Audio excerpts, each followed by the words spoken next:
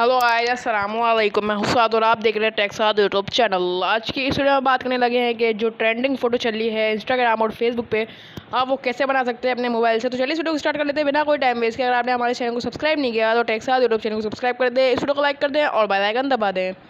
तो सबसे पहले आपको एक ऐप डाउनलोड कर लेनी है जिसका नाम है फोटोलैब, जिसकी लिंक मैं आपको डिस्क्रिप्शन में दे दूँगा। ये आपको ऐप खोल लेना है।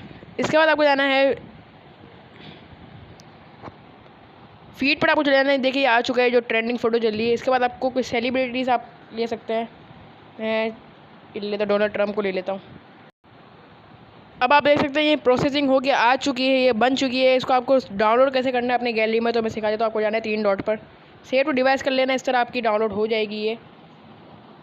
तो इस तरह आप अपने मोबाइल से ये जो ट्रेंडिंग इंस्टाग्राम और फेसबुक की फ़ोटो चल रही है आप ये बना सकते हैं बहुत इजीली। अगर आपको वीडियो पसंद आई हो तो मेरी इस वीडियो को लाइक करें, मेरे चैनल को सब्सक्राइब कर दें और बेल आइकन दबा दें। आपसे मिलेंगे अगली वीडियो में, जब तक के लिए अल्लाह हाफिज़।